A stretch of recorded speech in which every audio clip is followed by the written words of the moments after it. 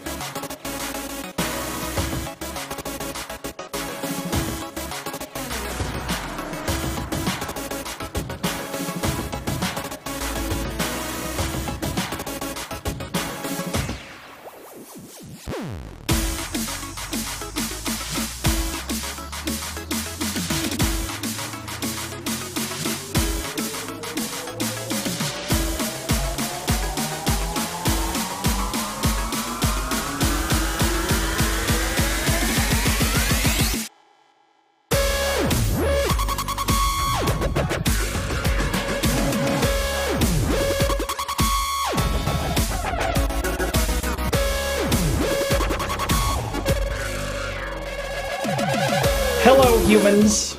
My name is Kason. I am the Anarchist to be stumped today.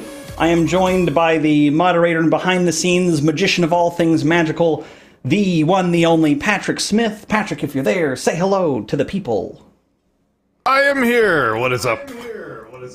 Hey, so there's Patrick. He'll be kind of doing a couple things behind the scenes, sharing out the feed, and he's actually running the stream from an undisclosed location somewhere in Ancapistan. And so I wanted to bring out this idea because the right has been doing a pretty good job, I would say, of starting a conversation between people that they have very stark disagreements with. This is most notably for me is the Change My Mind segments with Steven Crowder. So I thought, hey, it's a great idea, so let's just lift that and try implementing it and try to have some conversations with people that I would disagree with or they would disagree with my position.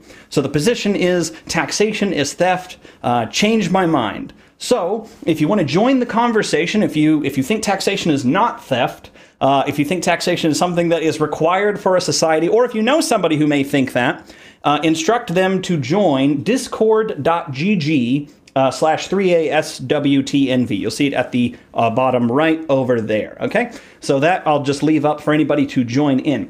In the meanwhiles, I'm just gonna point out something from there's this old man named Lysander Spooner. He's kind of an OG badass. So I'll pull up my screen here so you can see what's going on. And he writes in this book, The Constitution of No Authority. No treason, number 2. No treason to the Constitution of No Authority. It's a mouthful of a book. But he goes on and he says, the payment of taxes being compulsory, of course, furnishes no evidence that anyone voluntarily supports the Constitution. It is true that the theory of our Constitution, that all taxes are paid voluntarily, that our government is a mutual insurance company, voluntarily entered into by the people with each other, that each man makes a free and purely voluntary contract with all other who are parties to the Constitution, to pay so much money for so much protection, the same as he does with any other insurance company, and that he is just as free not to be protected and to not pay his tax, and he is to pay a tax to be protected. Now, the theory of government that people have is that taxes are a necessary thing to have a healthy society. They're required. I would posit that taxation is in fact theft. And here's the core argument. I believe that you own your body. Revolutionary, right? I believe that I own my body. And the way we can kind of establish this scientifically, not making any bizarre appeals to something that we can't see, is we can trace the control of my brain with electricity going down through my muscles, forming, like I can move this hand. Like if you think really hard, you cannot make this hand close. But if I think, I can make it close. So we can prove I own this body. And I would posit, and this is the core argument, that if I use this body to create some sort of resource or good, or if I use it to create a service, I would say I'm responsible for that. And because I'm responsible for that, that it becomes my property. I'm making the use of something that was formerly unused. So whenever I was born, I can't really say that I had like full control over my body, but I definitely owned it all. And it was just a matter of time and growing and knowledge until I was able to establish that. So the way you pivot that into how taxation would be theft, or taxation would be immoral or evil or extortion, would be that if I took something without your consent, that would be wrong. You'd call me a thief, and you'd call me a mugger, and that would be rightly so. You would say, oh, Kason, you're such a bad guy. You're taking my things, and I don't give you permission to do that. And I think you'd be right in saying I'm a bad guy. But what if I had a friend? Let's call my friend Patrick, and we vote to take your stuff. There's two of us versus one of you. Would that make it right if we said, I want to take your car or your house or some of your money? Well, no, of course not. That'd be crazy, right? So you still own that thing even if two people outstrip you, right? So what if we add a bunch of zeros to that? What if we had 200 million people or 2 billion people? Do the ethics ever change? I don't think so. So if you have a counter argument to that, or if you think you have somebody who may disagree with my premise, have them join the conversation. The link is right here. There we go. I wasn't mirrored. So there you go, right there. Discord.gg/ and then all the gobbledygook at the end. If you do that, you're going to find this little Discord server. I'll show you that. And we have a couple people going on right now. So you'll see that there's a little voice chat section where we have one of our contributors, Kim Jong-moon Soon, trademark.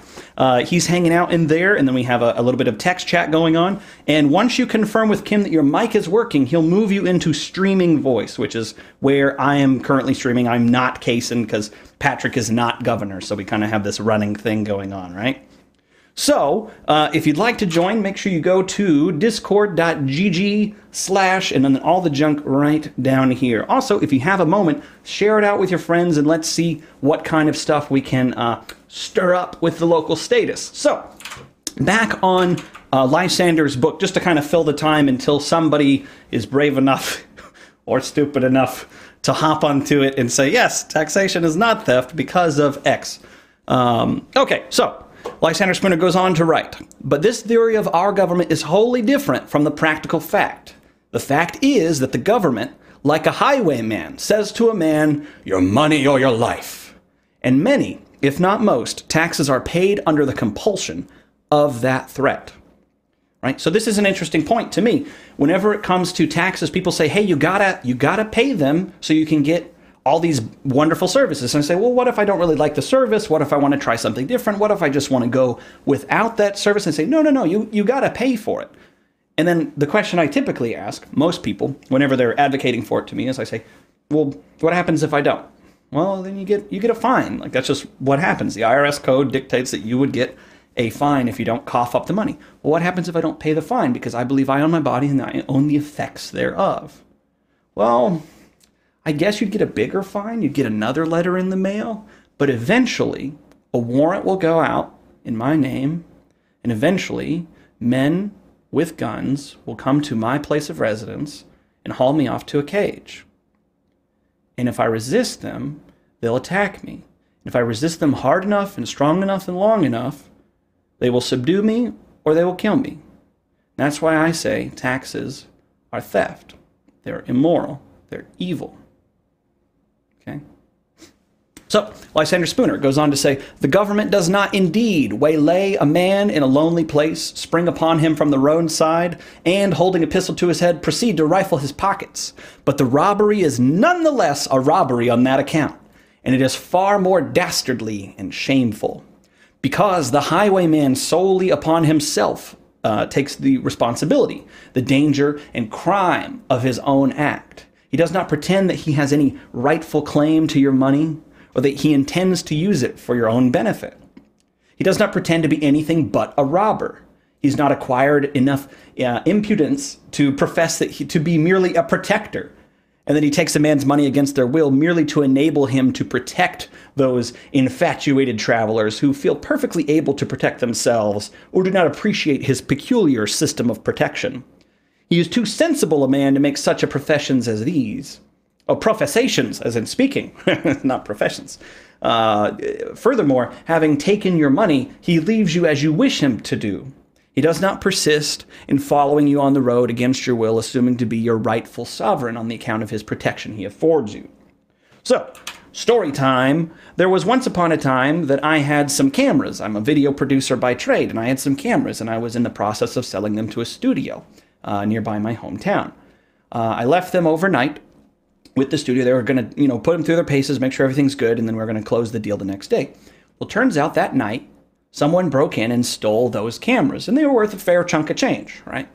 So, because they hadn't closed the deal, we file a police report, right? And say, hey, my property was stolen. It was taken from me. This is not a good thing. I get a detective on the case, and about 30 days go by, and nothing's really happening from him.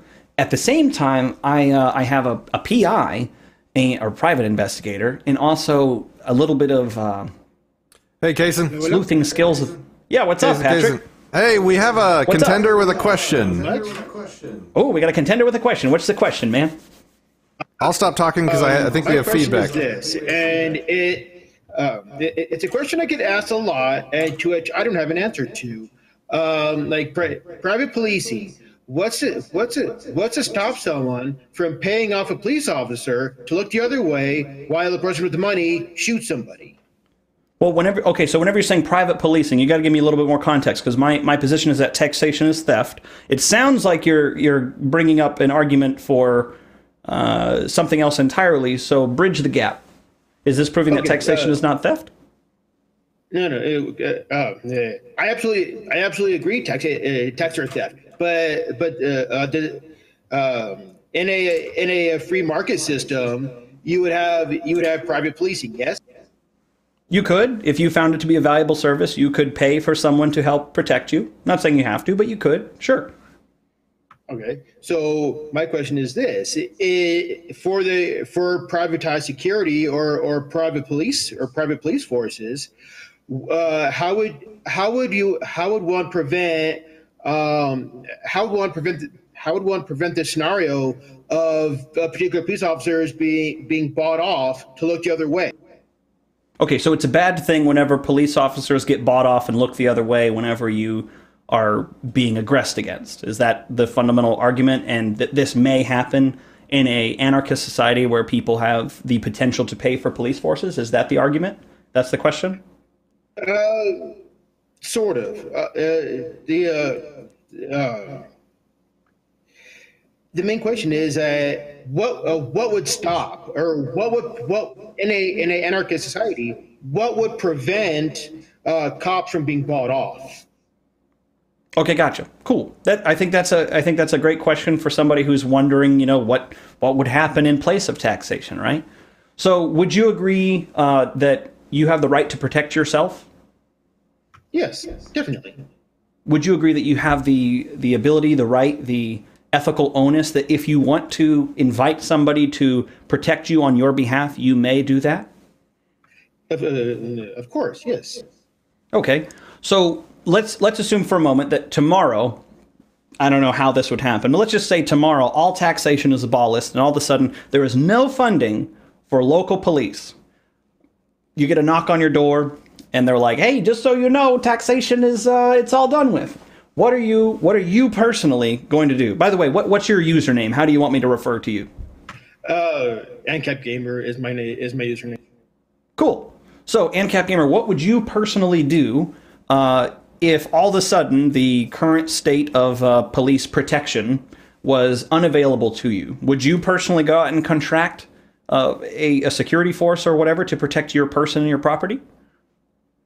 If I had the available money, if I had the available income, I most definitely would.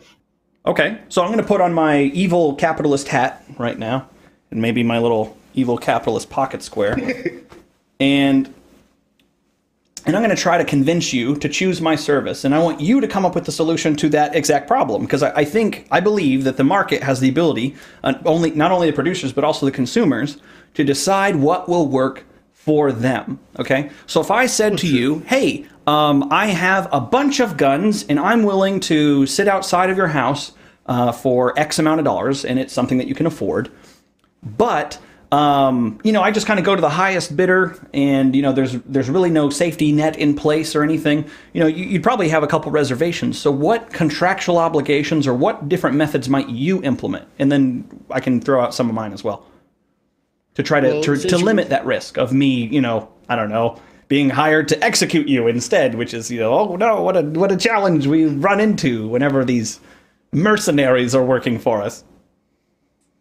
Well, since you said the word contract, I would say, hey, you know what? I'm gonna draw up this contract, and both of us will sign it, saying if both of us agree to these terms both of us agree to these terms at the specified rate.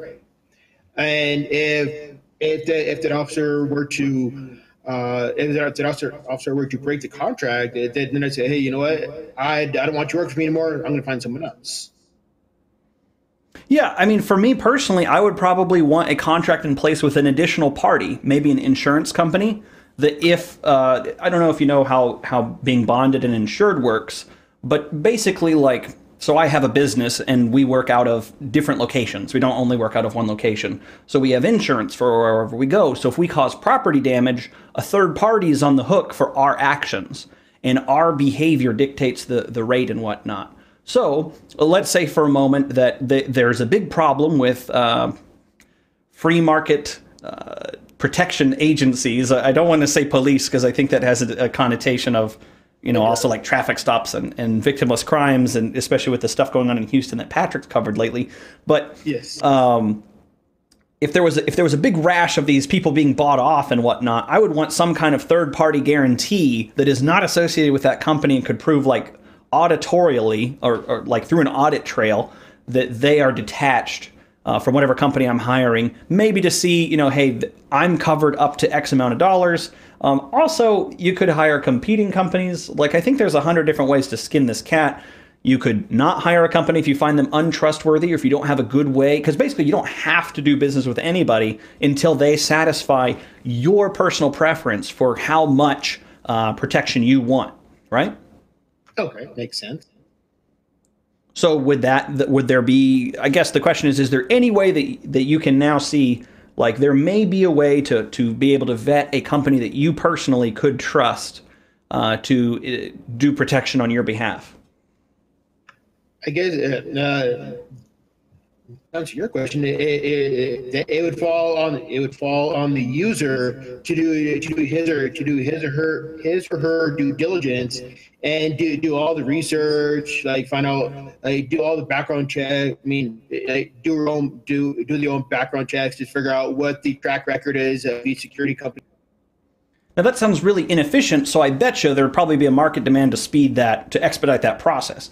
For example, in my industry, we have hired private security for musicians and artists and stuff like that.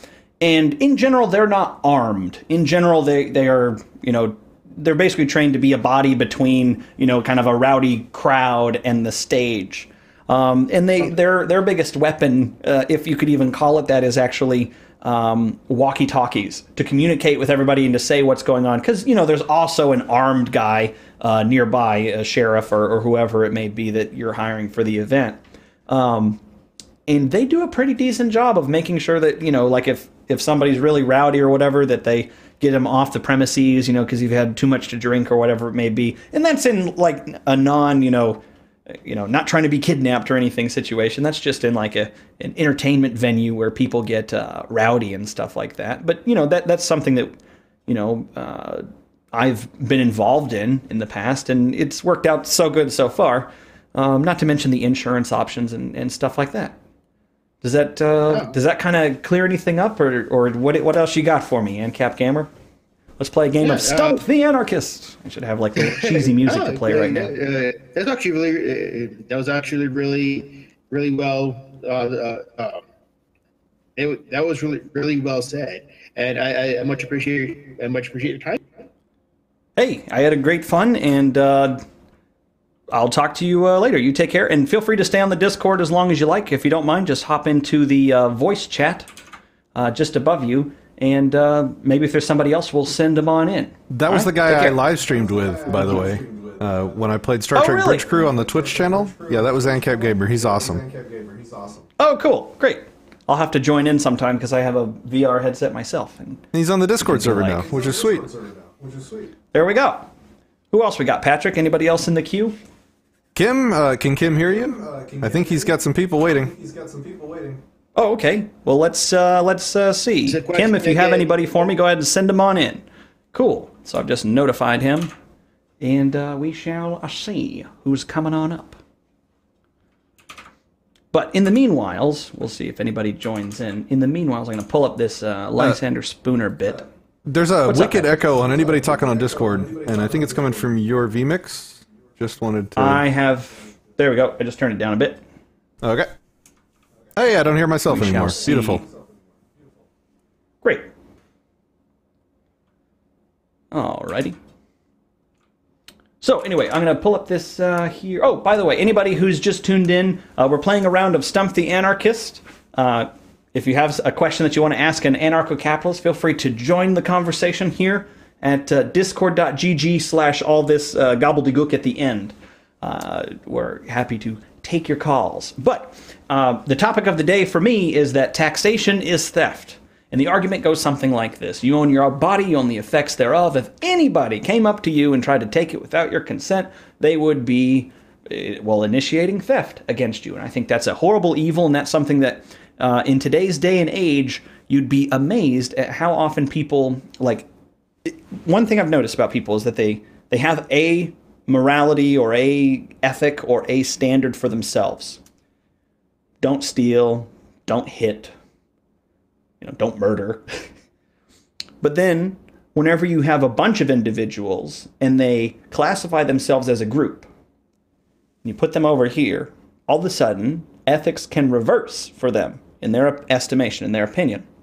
If you have enough people say, well, we need the money to do something that we think is valuable, and that group may say, we need to build a wall that's very valuable to us. Well, if not everybody consents to it, then that would be unethical. That'd be evil. That'd be immoral. They may say, well, we need to feed people because they don't have enough to eat. Well, I don't think it would be right for me to go steal a loaf of bread, even if I'm hungry. I think that would be wrong. That'd be evil. That'd be immoral. So if a bunch of people think that because I'm hungry, they can steal the loaves of bread from somebody else, I think that's evil. Right? Another thing that a lot of people push for whenever it comes to taxation is national defense. That's one argument that I hear a lot from conservatives. Hello, any conservatives that this message has been shared to. They talk about the value of national defense and how both domestically and internationally or worldwide, how I am able to sleep safely at night because my tax dollars are going hard protecting me, right? By paying for violent control of certain geographic regions. Well, I just finished doing all the tax calculations of the year, and that is a very expensive service, my friends. It's very expensive. I would like to opt out of this protection, right? But what people say is they say, no, you can't opt out. You're taking advantage of the service. You're getting benefits from it. You don't want to be a free rider. If you're familiar with the free rider problem, you can't do that.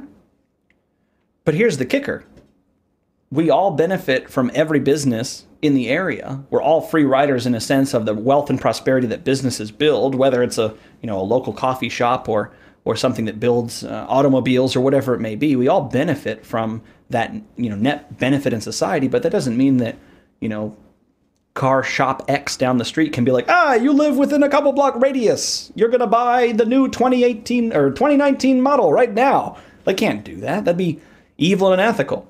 But if you dress it up and be like, it's your patriotic duty to buy this product or service, in this case, national defense, all of a sudden it becomes unethical for me to withhold my dollars, to withhold my property. I don't understand that. So if you disagree with that, join the conversation at discord.gg, and then all this junk at the end, 3ASWTNV. So Kim just joined the voice room. If he has something, I'll shut up. Otherwise, I've got a couple text prompts that I can give you. Cool. Hey, Kim, how you doing? Hey, how are you, man? I'm great. I'm streaming out. What do you got for me, bud? So in this libertarian society of yours, are communes allowed? Define commune for me, and I can tell you all about it. Like a group of people who want to live in a community run by their own rules. It's voluntary. Okay, so a group of people living together under their own rules, and that's a commune. Okay. Would anybody be forced to participate by somebody else's rule? What are some examples of the rules? It can be a socialist commune, for example. Nope, nobody will be forced. Well, like, give me an example of a rule. Like, everybody who grows coconuts has to share a coconut with each other. Like, give me an example of a rule that you would posit. For example, it could be a farming commune, and for example, they produce X amount of crops, and they decide to distribute it equally amongst each other. Is that cool with in a libertarian society? Well, I mean, as long as it's all voluntary, I would say there's nothing unethical about it. There's nothing immoral about it. Like, if somebody doesn't, so in general, whenever people say communism or socialism, they're referring to a specific political or economic structure where the state, or AKA a group of individuals who claim to represent a group known as the state, claim to have the exclusive right and control over the effects of your body. Would any of that be going on in this hypothetical? It's possible. Like if they're pro-life, for example, and they all agree to it, like yeah, it's possible they can just enforce that in their commune, and if who doesn't like it, like they can leave whenever they want. I'm not sure what you mean by they can enforce it. Do you mean like if somebody put forth the idea of everybody can murder each other and they all agreed to it? Is that what you mean? Well, yeah, that's possible, because like in a commune, you need to have some sort of system, right? Like how in McDonald's, you have the manager, the fries guy, the burger guy, right? Sure. So in a commune, they would have their own sort of management system. And if someone doesn't agree on it, I mean, he won't get murdered, but he can leave, like, because it's voluntary. So who owns this property that they're on? It's a collective property because it's a commune. So, well, I mean, how do you have like, for example, let's say you and I both build a house. Are you saying that we're splitting the property control? Like neither of us can make a unilateral decision over it? Is that what you mean by communal property?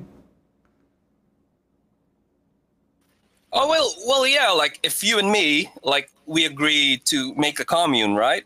So we can invite anyone to occupy the commune and perform labor and split everything equally. I mean, it doesn't mean we don't have a say. I mean, we could still have a say on it. We could be like a committee or something. Well, I mean, fundamentally, as long as everybody is consenting to it and continues to consent to it, there'd be nothing wrong with it. As long as they're not initiating force against somebody else's property, as long as they're not initiating aggression against somebody, right? So as long as they don't come around and say, hey, Kason, you have a really nice car, we're going to collectivize that, and I'm not part of the commune, then we're good. Well, yeah, that's why it's voluntary. Because I think right now there's enough people to fill in niches. Like if you want to make a socialist commune, like yeah, you can find like-minded people to form a commune, and you can still have your own socialist things in a libertarian society. Yeah, I think the only distinction I would draw is that the definition, like commune, I don't think has that same definition, but maybe I'm mistaken. The common understanding of socialist is that it's a unilateral decision from somebody who is chosen by a majority or a small group of people. It's not consented to by all. That would be the only pushback I would offer. But other than that, as long as everybody, like, here's the thing. If everybody's consenting to it, if no one's initiating force against somebody else, and it's all voluntary and kosher, it's good to go. I may have, like, I wouldn't personally join one unless I had a lot of questions answered, because I don't think, like, economically it would be as successful as some other methods of doing things, but personal preferences are not an ethical argument.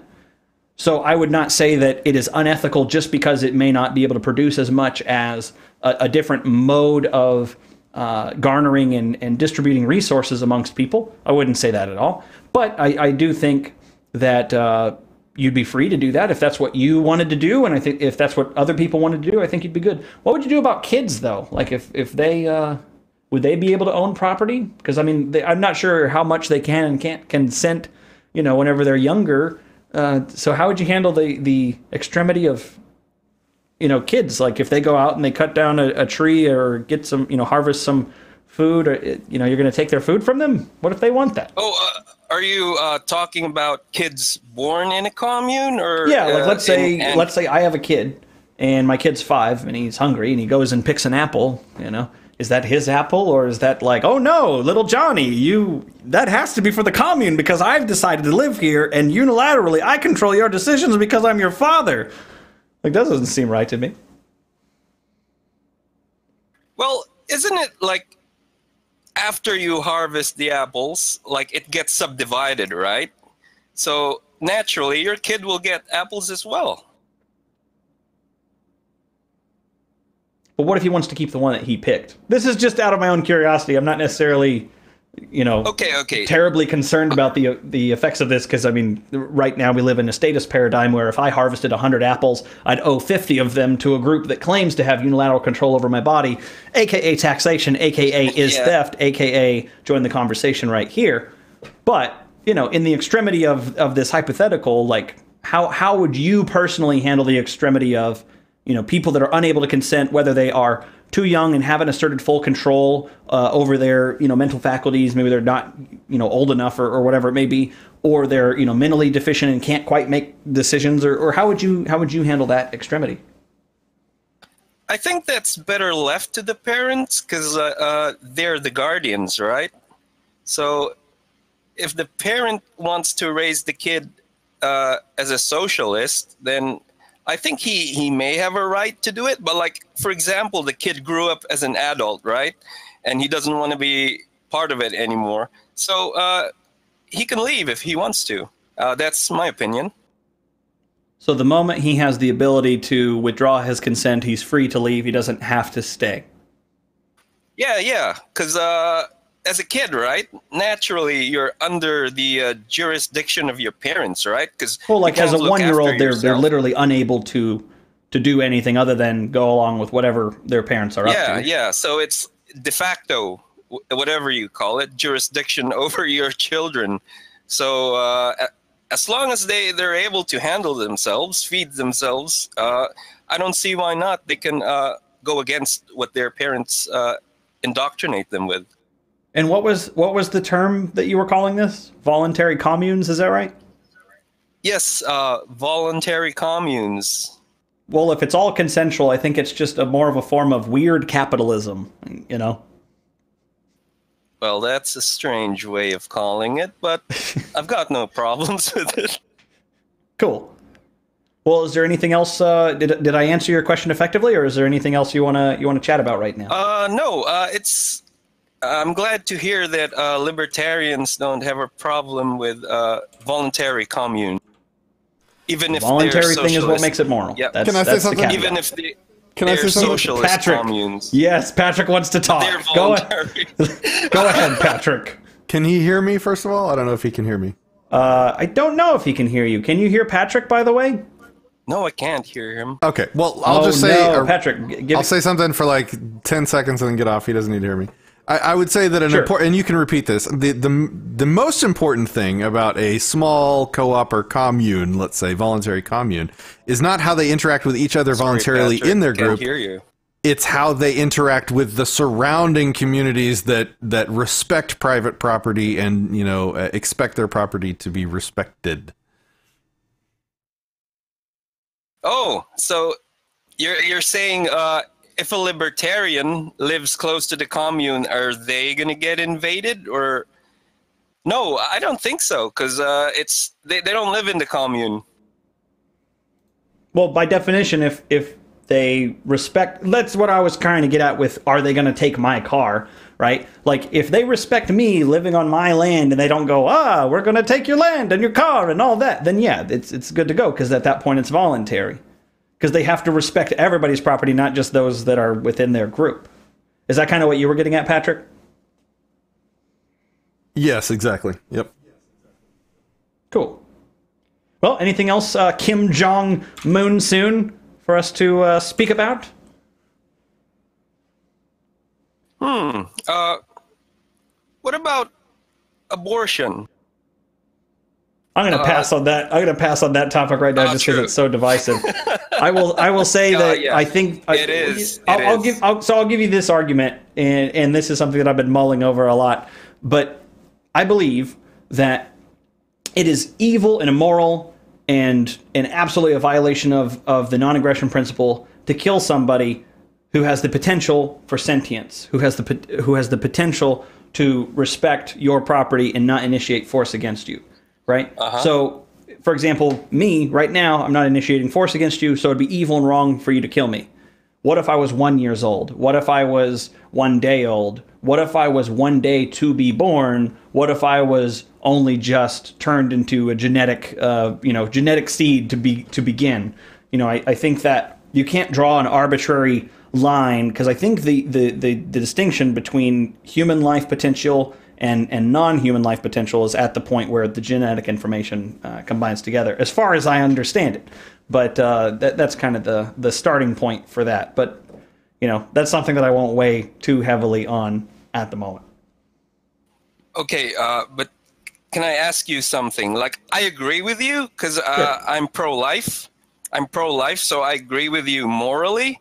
But like, practically, what's stopping a woman from using a clothes hanger in her room and having a self-abortion? Like, are we going to enforce violence on that, or does she have an inherent right to do it, or is she entitled to do it? No. So, like, what practically is stopping this same woman from using that coat hanger and forcing it into turning it into a sharpened stick and then sticking me in the neck and killing me?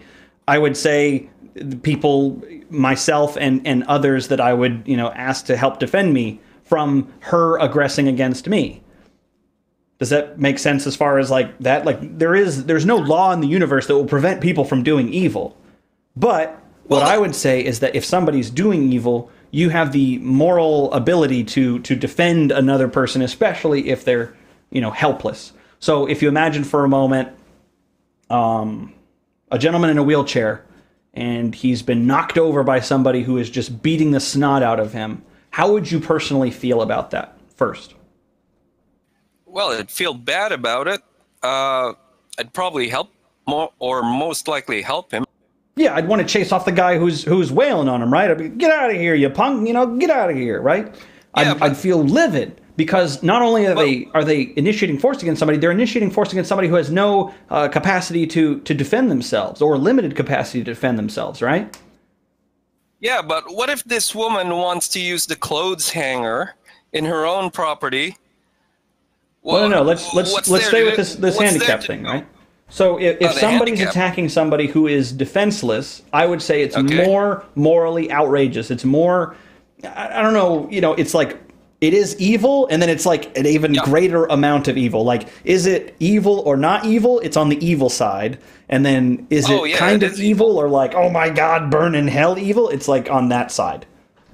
It's pretty evil, because the guy's defenseless, right? Yeah, and I would say that an unborn baby, let's go to the extreme of, the day before, the moment before being like expulsed from the birthing canal. Like the moment before. I would say that's even more evil if someone tried to kill the baby right then. Right? Because they're totally defenseless, totally dependent upon other people to do all the right things to make sure that their life can start and flourish and begin. Right? Right. I agree it's evil. But like, for example, what if that person is doing it in his or her own property? Do we have the right to invade her property so we can save the fetus? So the moment somebody So like ethics are kind of like a universalizable thing. So the moment somebody says or acts in a way that is to say, I believe, like let's say that, you know, I kidnapped somebody and put them in my basement and was, you know, in the process of torturing them, I would be signaling that I believe that it is okay to violate someone's person or property against their consent. So the moment that somebody starts harming another individual, initiating force against them, doesn't matter where they are, on their property, on unowned property, on somebody else's property, they have clearly signaled that it is okay for anybody to initiate or to not respect their property, to not respect their person or property, right? So in the same way that if somebody kidnapped somebody and was, you know, causing harm to them in their basement, yeah, you can break into the basement and you can stop the abuse from happening. In the same way, I think you can do the same thing if somebody's having a backroom abortion in their house. I don't see a distinction. Okay, I see. It's good to talk about these things because better than not, right? Well, yeah, I would say that this is like the conversation of the day right now, because I just looked this up the other day. Man, what was it? The number, let's see. Googling something real quick. On Wikipedia. Here we go. I will share you this screen. So, according to Wikipedia, abortion statistics in the United States, and this just made my heart sink whenever I saw it. They have data from 1970 onwards, and it's like 1 million a year, 1 million a year, 1 million a year. Right? And then the grand total since 1970 to 2015, so 45 years of data, and they have 45 million abortions in the United States, 45.7. So this was the calculation I did. So I'll pull up the calculator. 45, I'll just put in the right number, 457,89558. Divide by, this is 45 years of data. That is 1 million and change a year, abortions in the United States, right? There's 365 days a year. That's 2,700 abortions every day in the United States for the past 45 years. There's 24 hours in a day. That's 116 abortions in the United States every hour on the hour for the past 45 years. There's 60 minutes in an hour. There is on average almost 2 abortions every minute. So in this conversation, we've probably been talking 15 minutes. 15 abortions statistically have occurred in the United States alone. And I think that is tragic and wrong. Yep, I agree. Yeah. We don't have to debate about this thing. Can I tell you something? Yeah. Let's. I'll give you the last word, and then let's move on to the next person if there's anybody else in the queue. Yep. We don't have to debate about it right now, but there's a theory in libertarian circles called expulsionism, or have you heard about that? Evictionism, which is put forth by Walter Block, and Patrick actually debated Walter Block on the topic. In fact, it's on youtube.com/disenthrall.me. Sorry, what? What'd you say? We don't have to debate about it, but like, I'm not really sure what to think about that either. Well, I would say that Patrick actually did. Here, I'll show you. I'll pull up the old Google. All right, there you go. Now you can see my screen, and youtube.com/disenthrall.me. That'll pull up the Disenthrall channel. And then go to search on the right and type in Walter. And here we go. Walter Block on consent with not Governor Patrick Smith. I think this is the one where we get into it. Ladies and gentlemen. And the concept of what you're saying is you're owning the sort of guardianship rights to them. Yep, that's the one. So Walter Block on consent with not Governor Patrick Smith. That is the conversation between Patrick and Walter Block, who came up with the concept of evictionism. Look at that corduroy jacket. Oh, yeah. Actually, whenever I was in Louisiana, I had lunch with him. He invited me out to Loyola University, and I got to see the office in with my own eyes, and had a good lunch, and it was really fun to talk with him. And it was like he had forgotten the conversation, because I brought up, oh yeah, well, you had the debate with Patrick, and he made some good points, and you're like, oh, that's right. And we kind of rehashed the debate over lunch, because that's what libertarian type folk do. And at the end, he's like, well, that seems like a reasonable position. And I was like, well, yeah. That's the second time you've agreed with that reasonable position. Yeah. Well, but I still haven't seen any. I still haven't seen any retractments coming in from any books or anything like that. Yeah. The only thing that really changed on his behalf was that evictionism would be ethical only in situations of rape, and if the evicted tiny human died, then the rapist would be the one charged with that murder or that death, rather than the abortionist or mother. And the logic of that would be because the rapist put the mother in that position against her consent. That is correct. He initiated the force. He owns the effects of that situation and his actions. Yep. So that's how I spent my lunch with Walter. Kim, do we have anybody else? There's 3 people in the waiting room. Thank you for linking the informative stuff, Kason. Oh, yeah, you got it. Let's see if we got anybody else. I'm going to send you over into the voice chat room. Be gone! Okay. He's gone.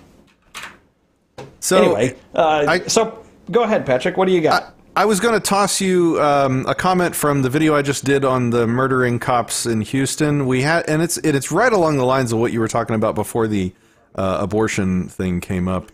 He was basically, I was talking about, the cops as being morally wrong and evil for, using drugs and the drug war as a reason to knock down somebody's door, murder everyone inside, and call themselves heroes. And he said, well, it's not morality we're talking about. Morality is a personal thing that each and every person, you might have seen the comment, that each and every person has to kind of decide or have for themselves. Yeah, I remember that guy. Yeah. I really wanted to respond more to it in the moment, but maybe you could kind of talk more about, like, is morals, morality, ethics, does it have any power if it's a personal thing? And why isn't it just like a personal subjective opinion? Well, I don't think it can be a personal subjective thing, because the moment let's just do the argument from absurdity of if morality is a personal thing and people truly believed that, then the evidence would bear that out in everyday life. And that would mean that the majority of people would just take whatever they want out of the cash register. They would steal cars on the street. They would kill people whenever they're feeling upset or frustrated at their bosses or whomever it may be that they're upset with.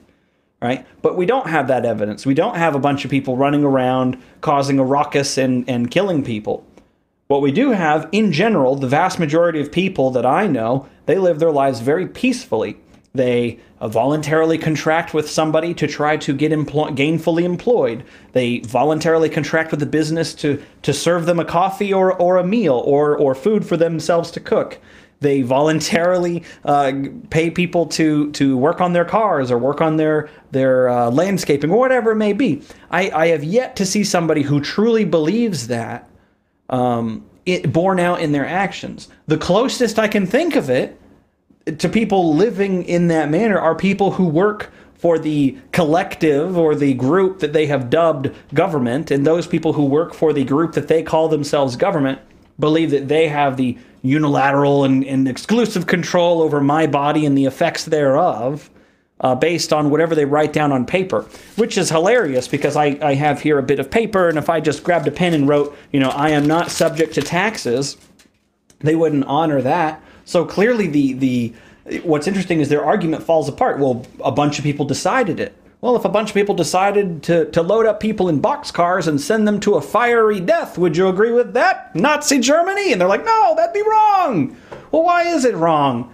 Why is it wrong to do that? Well, because it and then that's whenever people start thinking, well, I guess it's wrong because it hurts other people. And I'm like, no. It can't be because it only hurts other people, because when I went to the dentist once and I had a wisdom tooth that they had to pull out because, I don't know, my mouth isn't that big and I couldn't fit all the teeth in my mouth. And whenever they pulled it out, it was not necessarily pleasant. It hurt me, but I consented to it. So that was the kind of the differentiating factor. And I think the little piece, this little sentence that you own you, right there, it's all over our frickin' channel. You own you and lead yourself. That little bit of knowledge would change a lot of people's opinions on the ethics and the state of not only taxation, but a lot of different aggressions that are on their lives. What do you think, Patrick? Let me see you. Where are you at, boy? I'm here. So I think you have somebody waiting for you, so we can maybe have the rights talk later if you want. Oh, cool. Who do we got? I see, hello, Anarcho-Vegan. How you doing?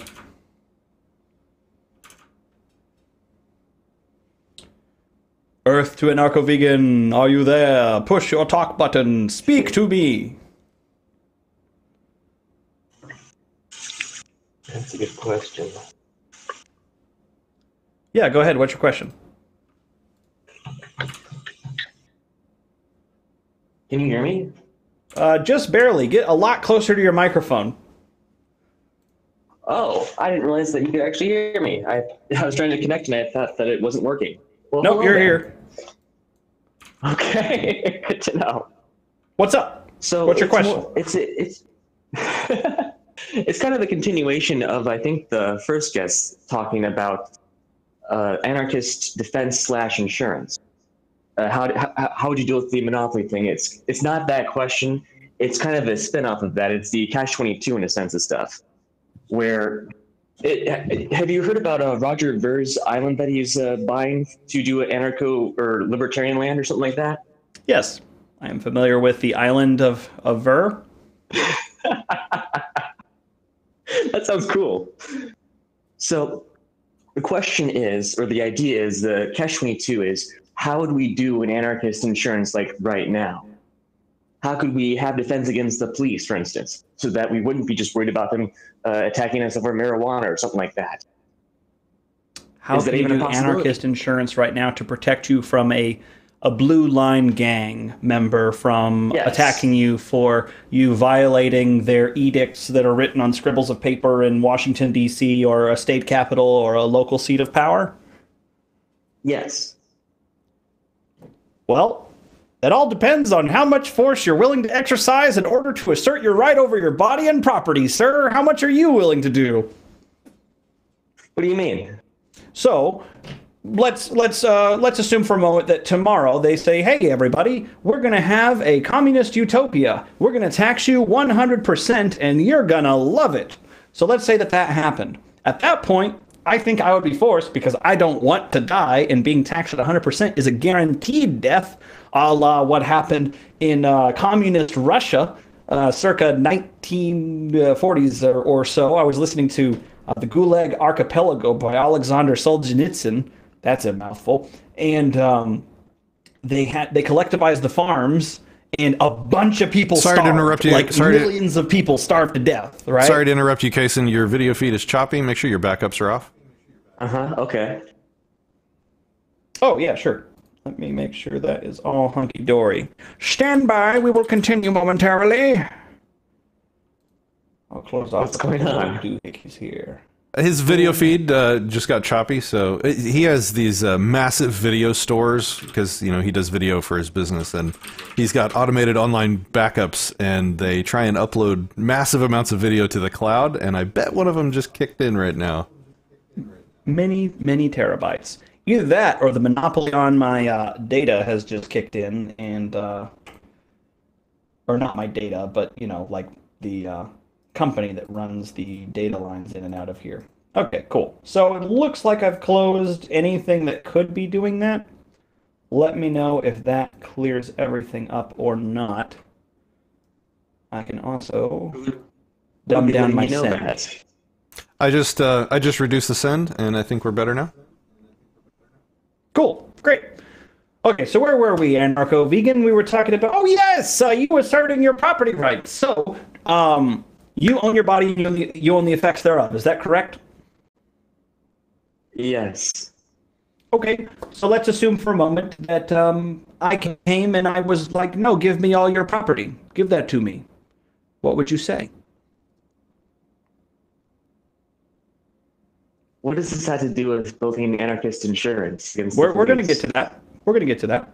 Okay. If I came over and said, give me all of your money, 100% of it, would you defend yourself or would you hand it over?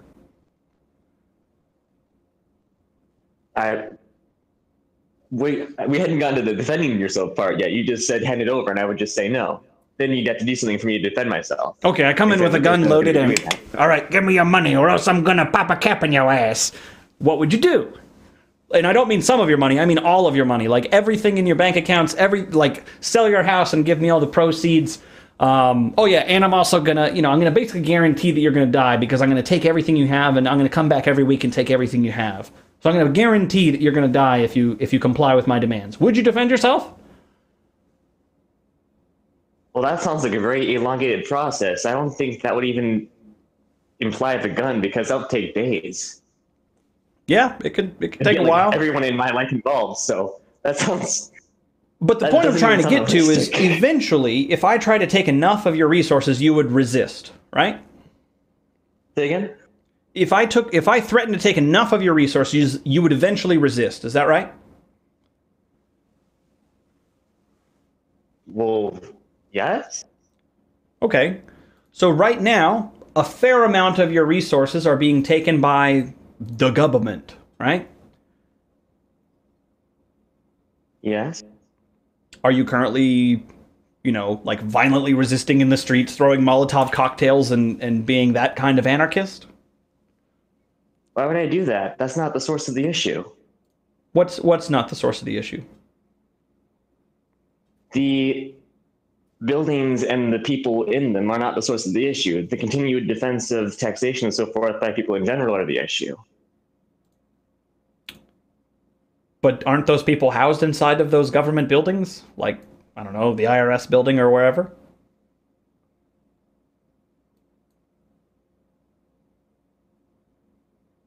Which people? People who are threatening to take your money, and if you don't pay up, then they will send men with guns to take you out. Well, yes. Okay, so if they were only going to take $1 a year, I personally would just send the $1. If they said, give me everything you got, and we're still going to want more, I would have to violently resist.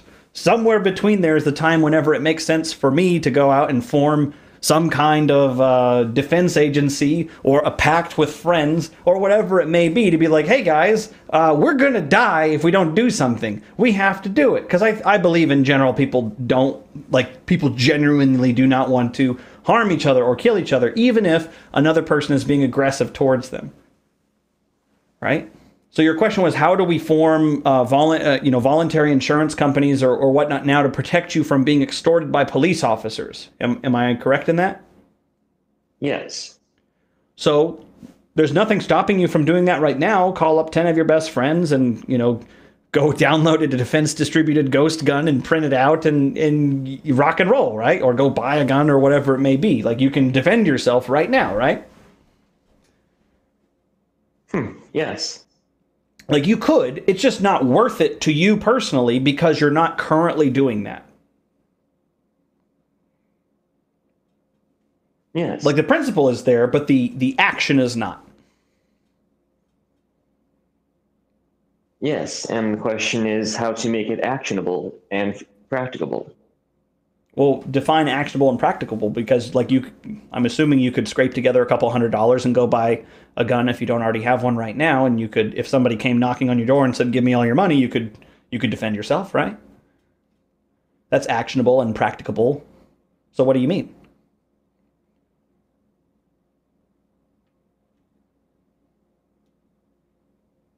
Against 5 police or more? Yeah, why not? Like, you can try to defend yourself, right? You could enlist your friends to try to defend you.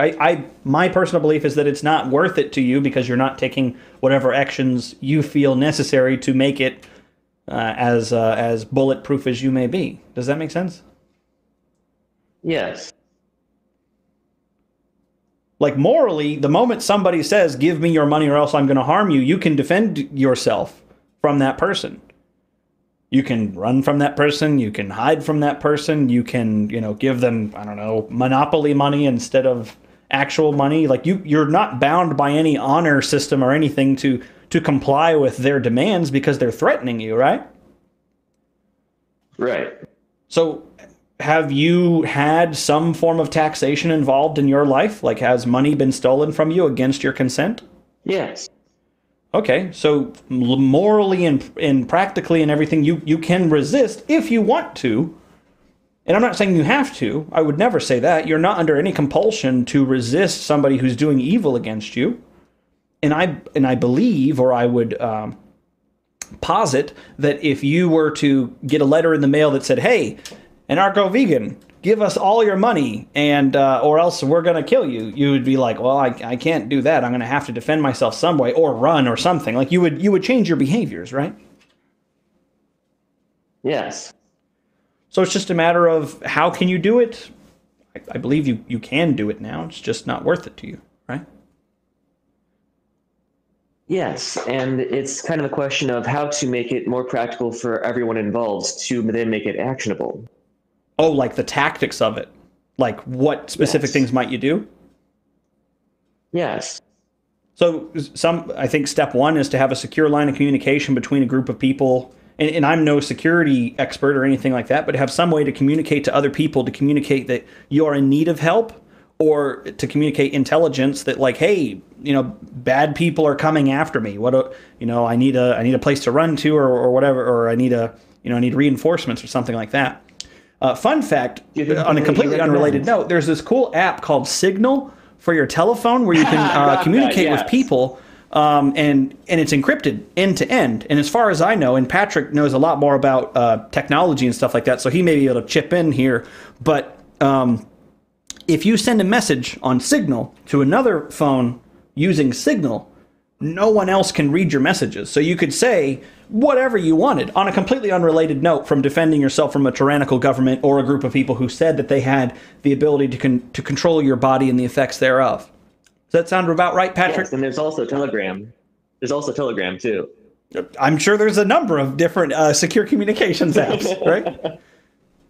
I think from a practical standpoint, like what would my, if I put on my thinking cap, what would I do? Well, I'd want to have a clear line of communication. I'd want to have a group of people that I trust with my life, quite literally. And I'd want to have, a couple plans of different places I might be able to go if I needed to flee. Because for me, personally, I'd rather run and regroup than die on a blaze of glory. That's not really my bag, right? So it's just like, where am I going to go? That's my own personal thing. We're so going to get banned from everything. Is it possible for the internet to be shut down? We're doomed. Have you heard of Skycoin? Heard of Skype coin? Skycoin. Skycoin. No, I've not. What is? Are you shilling right now? Is that what this is? Like, I know I'm an ANCAP, but like, come on, man. No. It's a project that I've been curious about and excited about because it seems to involve what would be essentially a decentralized internet that combines both software and hardware. That's why I've been interested in it, because it's the only thing that I've ever seen so far that kind of makes a possible gimmick as to that actually being a reality. Although my only question is, do they have an actual functioning product? Because a lot of these coins out there, they're like, we're going to change the world, and we're raising money from investors. Right. Yes, they're actively making the product stuff right now. And that's actually kind of part of my concern with it, too, is that since one of the lead developers has been talking about using 5G stuff, and that's kind of been like, ooh, I'm not sure I want to having you do that since. So I've been kind of concerned about that part of it. Yeah, well, I mean, it's not something I'm really knowledgeable about, so I won't really weigh in on it all. Patrick, do you want to talk about this Skycoin? Negative. Okay, I'll just Cool. Anything else you want to talk about anarcho-vegan? Any other stumpings you want to do? Introduction to it, and then we can go off to something different if you want to. So Skycoin it was actually been in development about as long as Bitcoin has been. It was made by those who are looking at the problems and seeing the coding issues with Bitcoin. And one of the biggest things about it is that instead of having the coin go up and down in value by the value of itself, they split it from Skycoin into Sky Hours as well, so that the economy is a lot more stable. And as well so that there isn't the 51% attack issue that Bitcoin has. I get the concept behind it. I'm just saying I haven't seen the technology work with my own eyes, so I don't really have anything to say on it. Yeah, sure. Claims are claims until they're backed up with evidence, and I haven't seen it. It hasn't been presented. If you want to leave a link on the Discord, I'll check it out after the show. That'd be fine. Yeah, I'll probably do something like that. Sure. Cool. Great. I agree. Anything else you want to chat about here? Anything that you'd like to, it would be fine, or we could just stop too. That's fine too. Up to you. I'm sorry. What was the first bit? You had what was the other thing you wanted to talk about? Nothing really. I could say a bit more about Skycoin, but whatever you'd like to talk about, that'd be fine. No time of day for a potential shill coin. There's been too much stuff. I don't want to tarnish this good name of Disenthrall with shill coins. Not because we're not going to be pariahed for the stuff we live stream about of like, what would you do if you were being attacked by a tyrannical government? Well, I would start with, I've got a text question. Anyway, when you're ready. Thanks for the call. Oh, yeah. So thanks for the call there, Anarcho-Vegan. I'm going to bump you back out, and thanks so much. Take care. All right. So then I guess I'll... All right. This question is text question here, from... Patrick? This question is from Michael Lipkin. And this may have been to other people in the chat, but it's worth talking about, I think. This is in reference to Trump and the wall. Can't Trump pay for the wall himself or issue a private company to do that and work it out with the ranchers and property owners? So I figured this was a good prompt to say that, even if we're not using tax money for the wall, what might be the ethical issues surrounding building such a thing? Yeah, sure. So let's start with a small example and try to derive a principle and then blow it up from there, okay? So I have a house, and I bought the house, and I have, access in and out of it and whatnot. And let's say that I want to have my good friend Patrick come over to my house for dinner. Let's say that's a thing. But all of a sudden, my asshole neighbor, Jim Bob, is like, I'm going to build a wall from Kason's house to the rest of the world. And he completely encircles my house with, concrete and stuff like that, building, either on my property or like if he buys a ring around my property and builds this wall that prevents me from using my property how I wish on my property, which is to have a friend come over for dinner. I think that would be unethical. I think that would be evil. I think that would be him taking exclusive use and control over my property against my consent, which is the definition of theft, kind of like taxation. If you want to join in on the taxation is theft, change my mind segment, join the conversation at discord.gg/allthegobbledygook at the bottom right of the screen. So if we expand that out to a larger population, so rather than just my house, it's instead a larger swath of land, I think the general argument still holds true. If I have a friend south of the border in Mexico, and I want them to come and visit me, and people will prevent them violently, or not violently, but just prevent them from coming to visit me against their consent and my consent, they're peacefully traveling, I would say that's evil, that's wrong, that's immoral, you can't do that, that is crazy, what are you doing, people? So that's the wall rant. What do you got, Patrick? So I would just remind people that if you would like to attempt to stump the Kason, join our Discord server. Links in the description on most of the socials. You can join in voice chat and ask a nitty-gritty, nitpicky, and cappy question, or, see if you can blow his mind. And this Discord link will be valid even after the stream, so if you are so inclined to join in future ones, you can hang out on the server. There's a cool little... I'll just give you the tour. Let me give you the nickel tour of the Discord server, all right? So here's my screen right here. And whenever you join Discord, basically it's going to show you your server here is Disenthrall, and then there's like a little welcome page, or we have like kind of just a little snippet on how to join in and stuff like that. Then there's keyboarding chat, where you can type to people. Like I'll send a message and be like, "Hi," right? So not Kason, that's my username. And then we have a memes and shitposts thing for memes and shitposts. And a couple other text channels. But the real magic of Discord, in my opinion, comes in the voice chat room right there with the little red megaphone. I'm hanging out in the streaming voice channel, so whenever somebody has a query or whatever, we can kind of throw them in the streaming voice and communicate auditorially. But that's kind of Discord, the Disenthrall Discord in a nutshell. Titus agrees. Titus Terrian says, "This is exactly my problem with my mate. Locked out of America because government won't let us associate freely." That is just terrible. I completely understand, like, the frustration. Like, I want to visit some friends, and some friends want to visit me, and some tyrants in Washington, D.C. say, "No, you can't do that. You need our permission." And, fun fact, like, 50% of airline fees are taxes, a.k.a. extortion, so I can't even, like, go visit them for the price that the market would charge me. I have to pay, like, this government fee on top of that, and a government fee on top of that. It's madness, Pat. Here we go. Question on taxes for you. Daryl Frost says, "Taxation isn't theft until it's unaffordable. You need taxes." So if that's the logic, if taxation isn't theft, well, let's just go over here to our good buddy Lysander Spooner. Let me pull up I don't even need his argument. So, if taxation isn't theft until it's unaffordable, let's assume that you're right for the first bit. Taxation isn't theft until it's unaffordable. So let's play with that for a second. Affordable compared to what?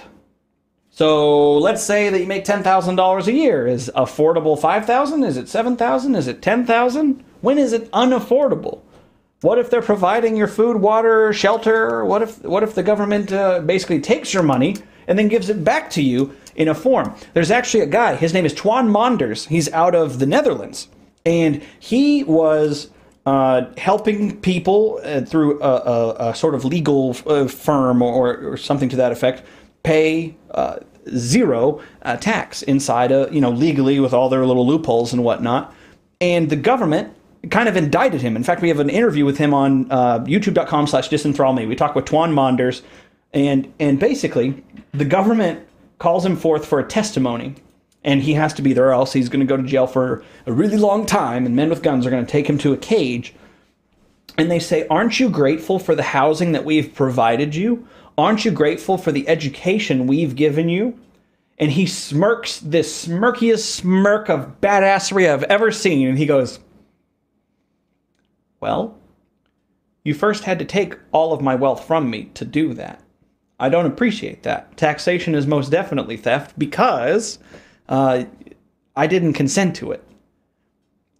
So let's take this out of the realm of the word taxes. What is a tax? A tax is money taken from me, usually without my consent, right? Well, always without my consent, and in my case, but maybe in your case, you're like, "Oh yeah, sure, I'll pay a little bit."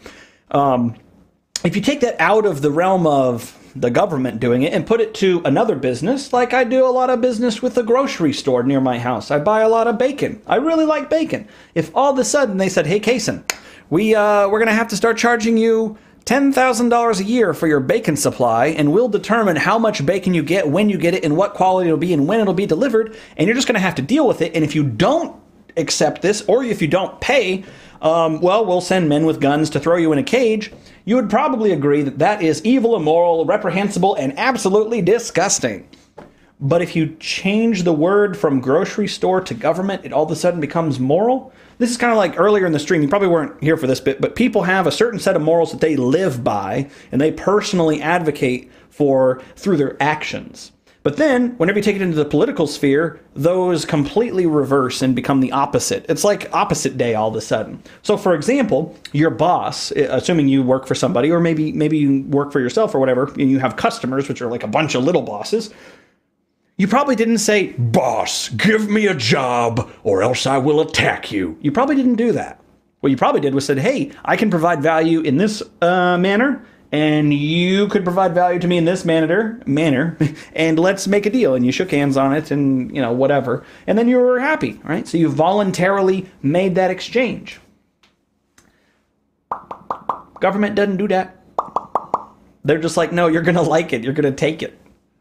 It's this weird thing where it's like, yeah, this is how I live my life, and this is the ethics of the situation whenever it comes to a collectivized group of individuals. We give them rights that the individual themselves does not have. I don't understand how that can be. Explain that to me. I don't remember what your username was. Got any other questions there, Patrick? Oh, yeah, I can keep this coming until your brain melts. You're doing a great job, by the way. Okay, great. Keep them coming. All right, Danny Kleinhens. I'm terrible with names. As an agorist, does it make sense to try and drain the system by getting welfare and all of the subsidies we can get?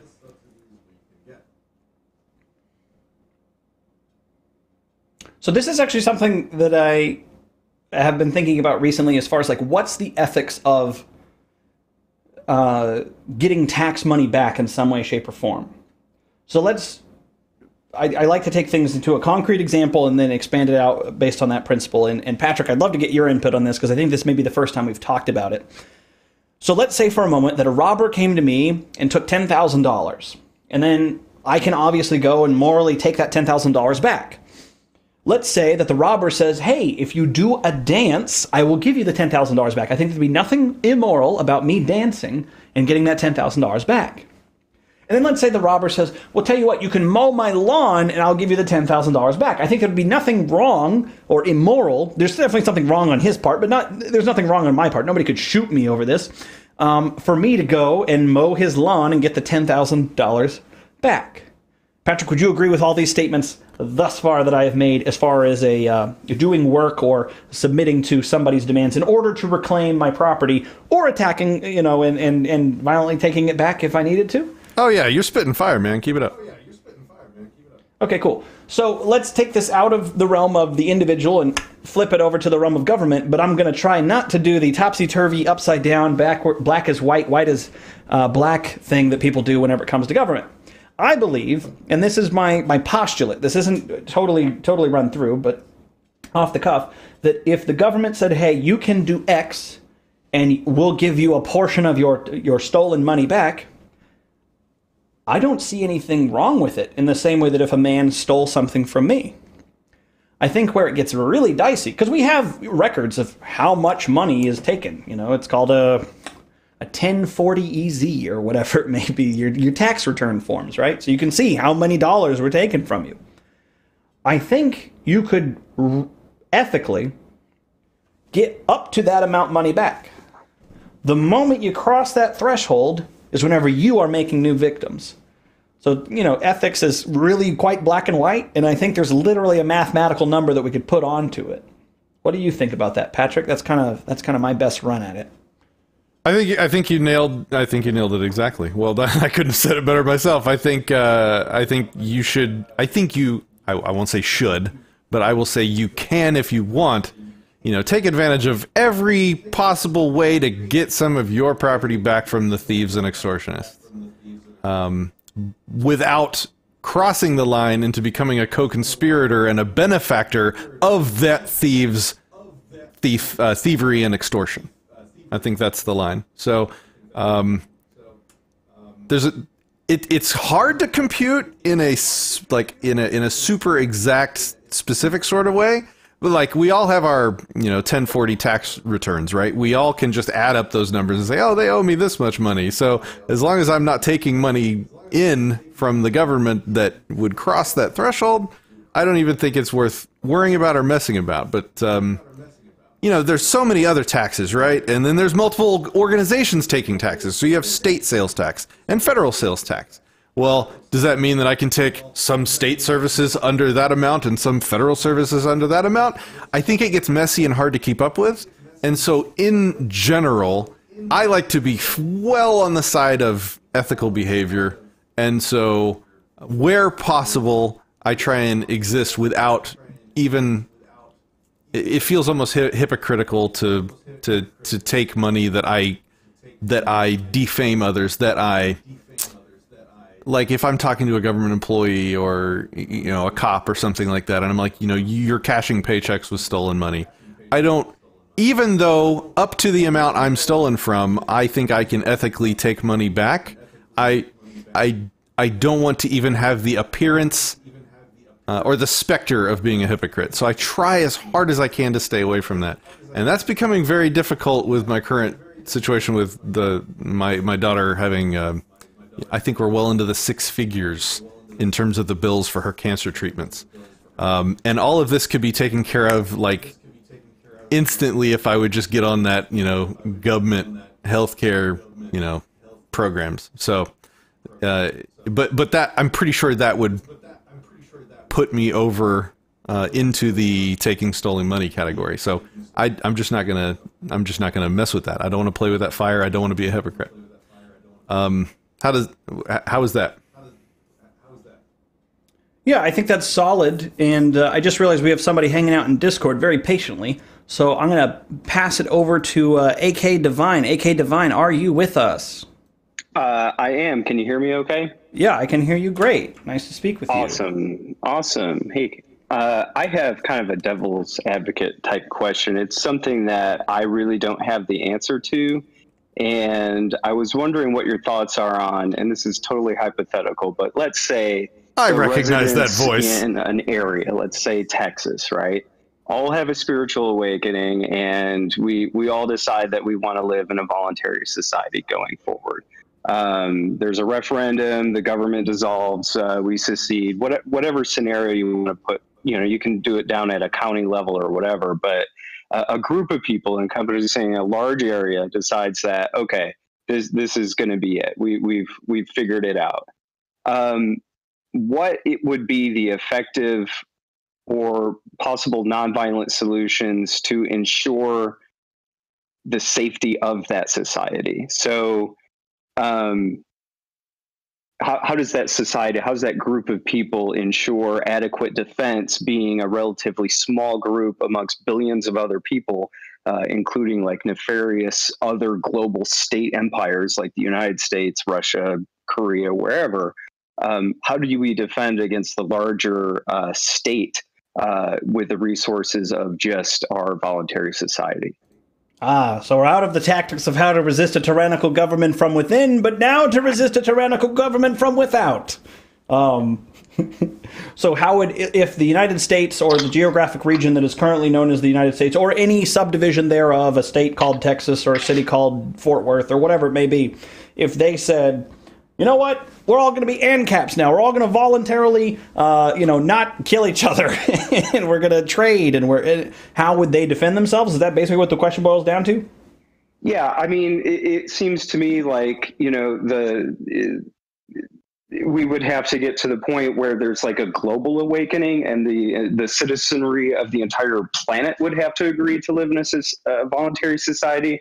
Otherwise, I feel that the states of the world pose an imminent threat against smaller voluntary societies. And I can't think of effective ways other than, you know, okay, we all agree, you know, to have these resources, these guns, these tanks, whatever it is.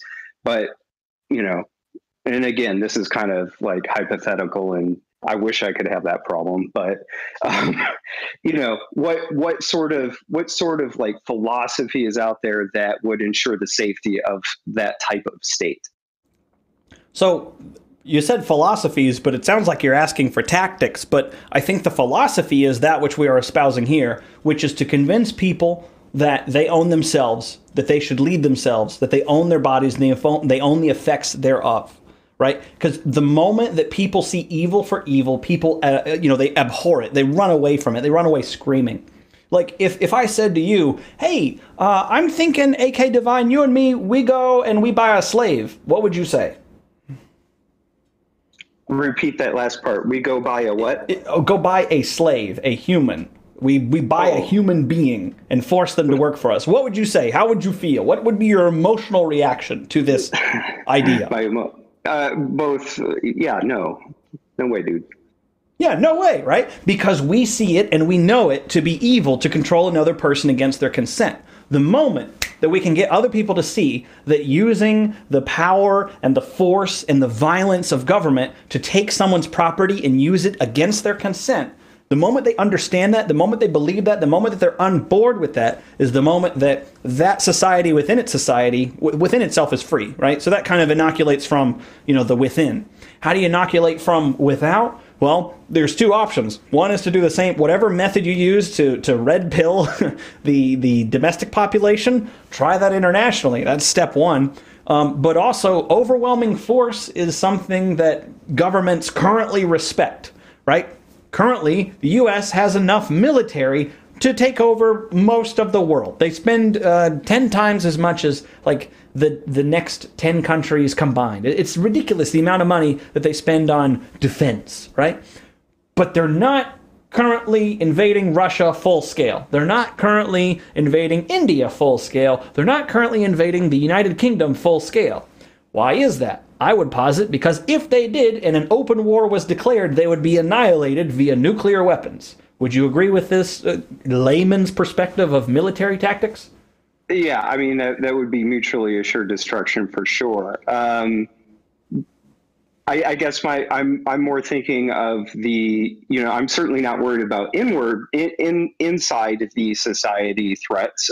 Those threats would be handled in a manner that people agree on through consent. But let's say, Denton County decides to, they all agree, there's all consent, we're a voluntary society now.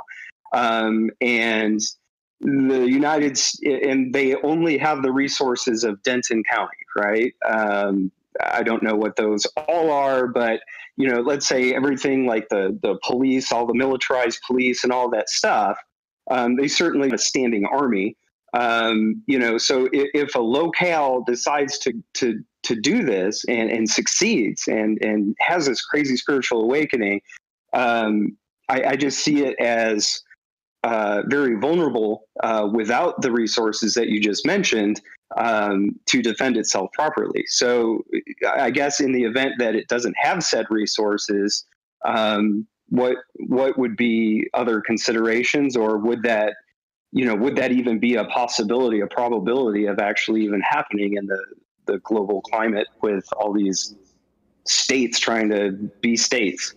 Sure. So I'll put on my pretend general hat, and I'm not a military guy at all, but I'll give it a shot. So the best resistance against a massive hegemonic power historically has been guerrilla tactics to entrench within known territories to you and unknown territories to the enemy and fight using a kind of hit and run guerrilla tactic. It's worked in Vietnam. The U.S., what's the cost per Taliban killed overseas? It's like in the millions of dollars right now, because there's this asymmetrical warfare thing where one laser guided missile, it may cost $50,000 for the launcher, but it can take down a multi-million or even $1 billion jet, right? So that's one thing, like just the advancements in asymmetrical warfare where the individual warfighter can do more. Because it's not just a bunch of guys with muskets running at each other, right? That's like the open war bit. There's also something to be said for the power of media, and that's why I put my time into this YouTube channel with Patrick, because the power of media to show the evils that people commit around the world and to expose them for what they are is very powerful. It's very palpable, because if I show you a video of a police officer being barked at by a chihuahua and he shoots the thing, which, by the way, that's a thing on the internet that you can see. He's having a disagreement with the guy, and he says, "Get your dog out of here, or else I'm, gonna kill it." And then the dog is like friendly and approaching the police officer, and he just shoots the thing.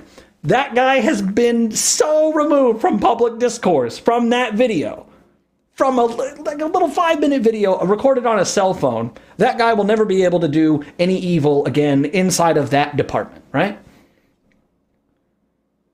Right. So let's say for a moment that your county or whatever says, hey, we're free human beings, we're all going to get along and whatnot, and you guys are having a great time, and you document your procedure, and you broadcast it online or whatever. And then all of a sudden, black helicopters come screaming over, and they, hellfire missile everyone into oblivion. Well, man, oh man, if any of those videos get out, can you imagine the kind of uprising that people may have?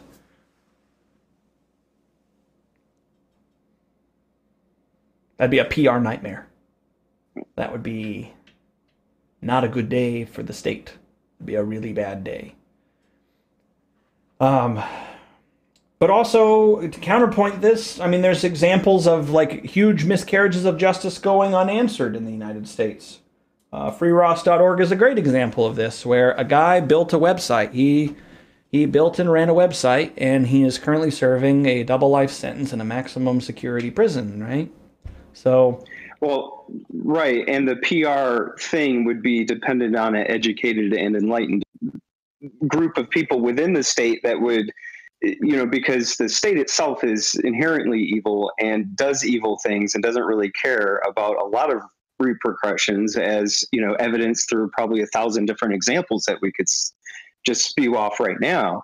So considering, they don't really care and they do whatever they want. Like I said, I just think there's a certain level of vulnerability there, as evidenced through the actions of the state as it exists today. Yeah, no, I agree with the sentiment, and I think that's one of the reasons why you're not required to, but I'd certainly recommend that if you hold these truths to be self-evident, that all men own their bodies and the effects thereof, that it is immoral to take somebody's property without their consent, that you go out and you educate people in your life, your family, your friends.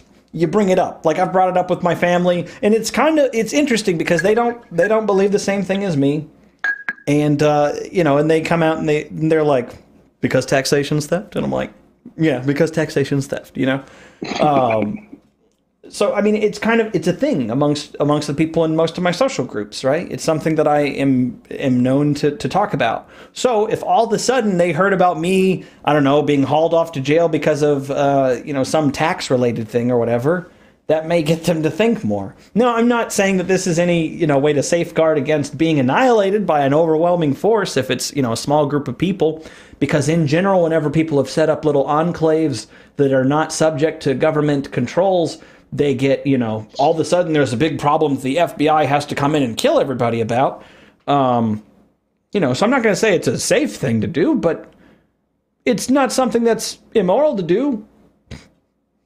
Well, no, it definitely wouldn't be. I guess, that was my question, and I think that the conclusion it leaves me with is that it would be far more advantageous for this message to spread in a global type way and to have the change happen around the world at the same time in the information age, instead of people setting up an enclave. Because again, your conversation earlier, the risk reward, yeah, we can go and do that. We can buy up all the land in a certain place and decide this is me and I'm not going to do this anymore. But we're going to be free to the degree that we're allowed to be without the state's intervention. And, we either defend that or, decide that the risk of the state, turning it into Ruby Ridge or Waco or whatever isn't worth it for us. So I think you're spot on. I think you just spread the word and hopefully we see some level of enlightenment in our lifetime. Yeah, I was talking with another caller earlier. I'm not sure if you heard it, but he was asking, how do people form now like a kind of free market protection agency to protect you from being aggressed upon by members of the Blue Line Gang who will attack you for having the wrong kind of vegetation in your pocket, right? Yeah, that's what I was circling back to. It's like you can, but there's how much worth it is it for you? Yeah, and that's something that everybody's got to decide for themselves. And there's one thing that I remember from school. There was this program, Dare to Resist Drugs and Alcohol. And the one thing that they really hammered into my head was decide what your decision is going to be before you get in the situation. And I thought that was really interesting. And I'm reading this book or listening to this book, The Gulag Archipelago by Alexander Solzhenitsyn. And people are being hauled off to the gulags. And the best they can mutter is, I haven't done anything wrong, as they're being hauled off to the gulag where they will likely not survive. Like 9 out of 10 or something like that will not survive if they go. They won't come back. Or if they do come back, it'll be over 10 years later on average or something to that effect. I'm don't quote me necessarily on the exact numbers, but the general vibe is there. So I've had to think about it and talk with people in my life that I care about, that, like I need to talk with. I've talked with my wife, like, when is it right for us?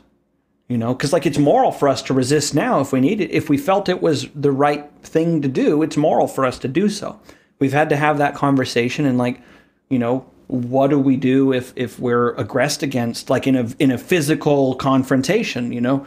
Are we gonna play the, oh, I do whatever you need, officer? Or are we gonna play dumb? Or is it gonna be like, dude, you cannot try to take my property against my consent. That is wrong. That is evil. Which way are we gonna slice and dice it? And I think that's an important conversation to have, with your family or whomever you're closest to kind of come to that agreement beforehand and make sure everybody's on the same page. So if anything, I think it all boils down to, what are you personally comfortable with? And when does the costs and benefits shift from complacency or compliance or begrudging obedience or whatever it may be to fuck you, won't do what you tell me, So when is that time? So along those lines, I mean, it sure feels like it's getting close, right? Like, I mean, somewhere in between, we take everything and social communize everything, and we take $1 so that we can have a standing military or whatever it is. Somewhere in between that is too much, right? And I think that's such an individual choice. I mean, you can't collectivize that choice for everybody. But would you agree that, do you think that we are close to having to make individual choices like that? At what point do you see the citizenry, challenged to that? Because right now, all I hear is, well, taxes are the price we pay to be living in a civilized society. And, we get 4th of July parades because of it, like, at what point do you think people will go, wait a minute, this isn't working for me anymore? The optimist in me wants to say it's just around the corner, and the pessimist in me wants to say there was the Holocaust, and there was the gulags, and there was the Great Revolution in Maoist China, and a whole bunch of other problems throughout history. Not problems, massacres, slaughters, massive destruction to human life and property the people didn't rise up against.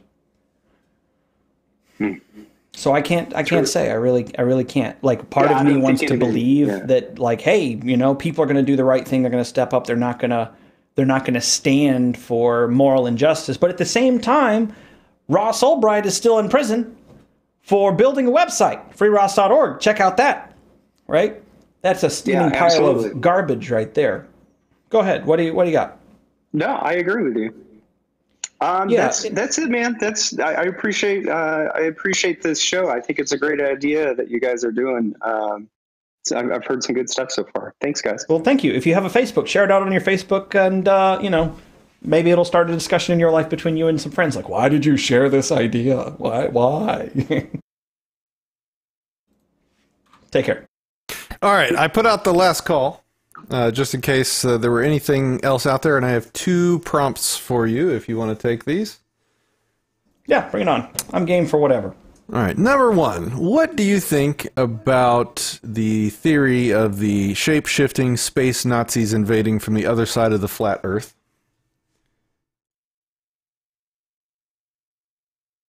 Next question? Good. All right. It's the internet, man. Okay, this one's more serious. What do you find to be acceptable as far as taxes go? Example, like gas tax, property tax, or waterfront tax. Seattle just passed the new waterfront tax without any opposition in their local government. I find taxes like that to be just a money grab. But I find a car tab like $30 a year, to be acceptable as long as the funds go where it's supposed to go?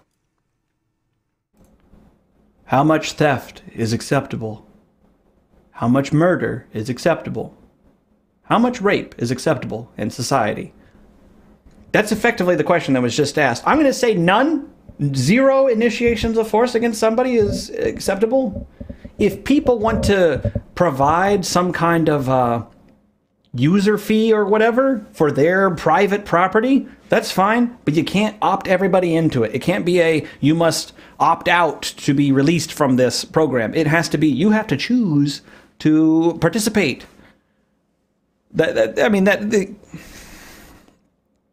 What was the specific example that he used? It was for, what was the thing that he thought was acceptable?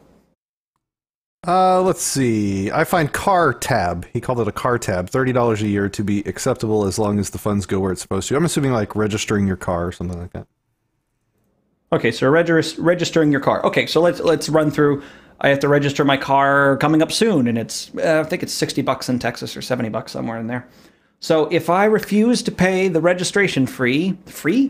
Oh man, that was a Freudian slip right there. I want to be free. So if I refuse to pay the registration fee, what happens? Well, eventually some red and blue lights will start flashing behind me while I'm driving down the road, because they've just bought a lot of these little scanners that'll scan license plates to see if there's anything that they should be concerned about somebody who's driving a motor vehicle on their roads.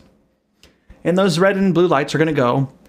And if I choose to just keep on driving, because I'm not harming anybody, I'm not initiating force against anybody, and I choose to just drive down the road and have a good old time, going to my friend's house, Patrick, and we're just going to, make a couple videos that are going to help free the world. Well, that guy's going to call in some backup, and he's going to say, pull over, or else I'm going to assault you. I'm going to attack you. What he's really going to say is, I'm going to initiate a traffic stop, but that's not what he's doing. He's attacking me. And if I resist that long enough and hard enough, eventually he's going to have to subdue me with force. And if I refuse to be subdued, or if I cannot be subdued because I'm a pretty big guy or whatever, well, then he may end up, in fact, killing me. So I would say no taxation, no registration fees, nothing of that. Nothing that is against your consent. That's immoral, that's evil, that's wrong.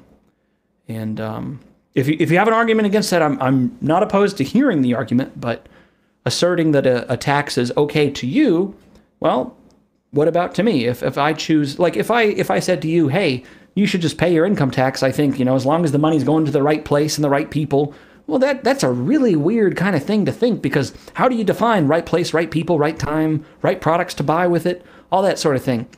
You can't. Praxeologically, you can't. Human action, Ludwig von Mises. Read it, people. Anyway. Yeah, and the what most else you got, Patrick? The most he could define it for would be himself personally. He has no right to make that determination for you and literally every other human in the vicinity. Yeah. So he responds, Daryl responded, car registration, yes. So how would we manage our roads, education, and environmental conditions without taxes? How do you go forward in a capitalist nation under your current view? That's a fair question. I think that's a great question. Like, okay, so you're saying you want to change the way that society is run. How would you handle this? So I would say the following. If something is valuable, like I find food to be incredibly valuable, it keeps me alive. And water, it's incredibly valuable, right? It keeps me from dying. And I love that. Not dying, that is. Not the dying part, but the not dying part. So I would voluntarily choose to pay for food and water. Roads, if you could make a case to, let's say that, you build a road and it helps me get to work or whatever in the morning, I might be able to be convinced to try driving on your road and paying you for that in some way, shape, or form, or sponsoring that or whatever it may be. The other two examples were education and healthcare. Is that right, Patrick? It was roads, education, environmental conditions. Environmental conditions. Gotcha. Okay, cool. So let's talk about education. I actually made a meme about this, and that's how you know that it's legit. Let me see if I can find it real quick. But basically, there's this company called Khan Academy. And Khan Academy, they offer education for free on the internet for anybody who wants to participate in it.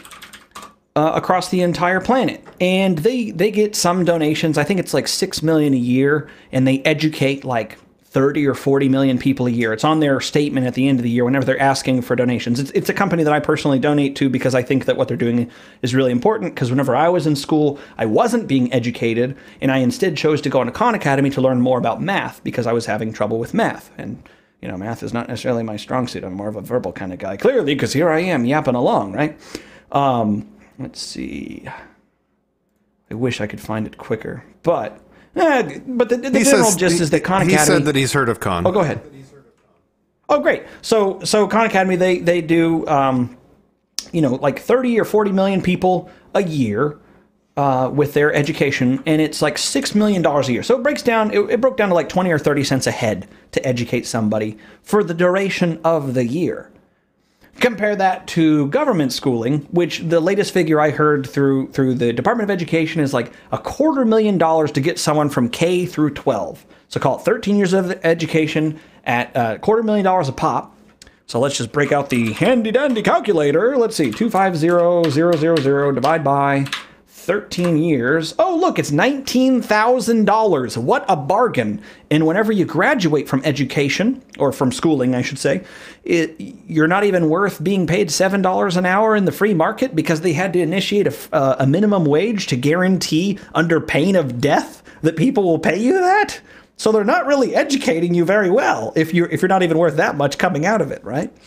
So as far as education goes, like, education is a very valuable thing. I would say I'm educated, but not schooled, because I didn't go to the whole, post-secondary education, college, and that sort of thing. So education to me is very important. I will pay for education. Like I invest money in sales courses.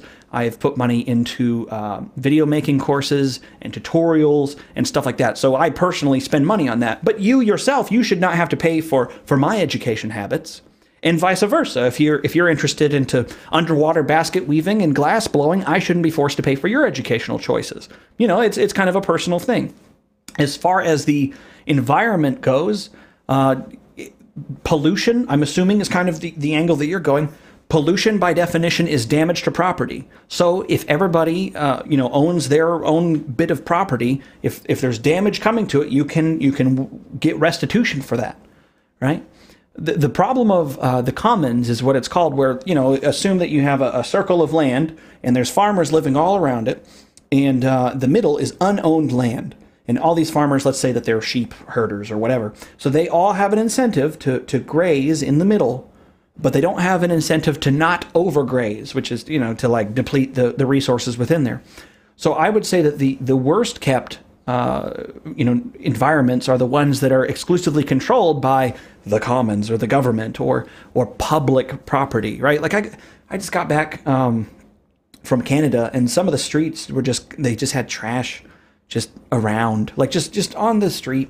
It's just dirty. And it's because, it's cold and they don't want to go out and clean up after themselves or whatever it may be. But I'm just like, man, this is really dirty. I don't like it.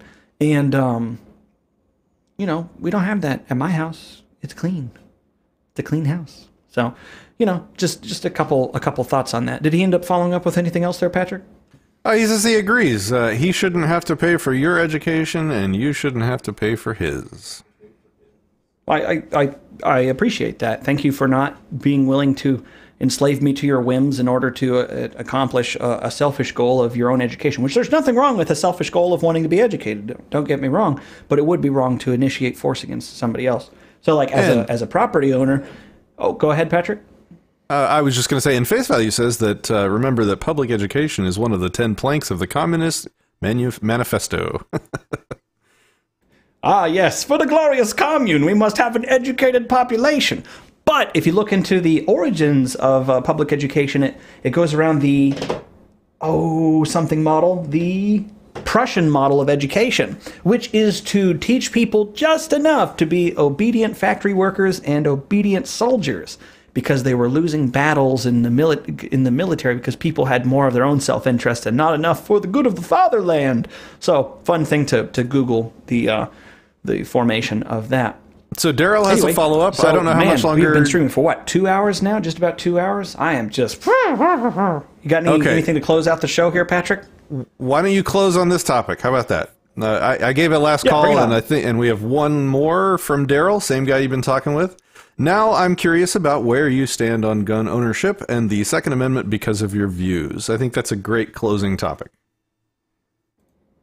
Okay, cool. So the Second Amendment is that the federal government will not make any law restricting the right to bear arms, right? So gun ownership. Well, what's there to say? You own your body and you own the effects thereof. Everybody else owns their body and the effects thereof. If they want to manufacture a thing that fires little projectiles really, really fast or really, really slow and they're really big, or they have rockets on the back or they explode really big, you know what? You can buy whatever you want. You can own whatever you want. You own yourself. That's the point. You know, you own yourself and you should lead yourself. That's kind of the message of this channel.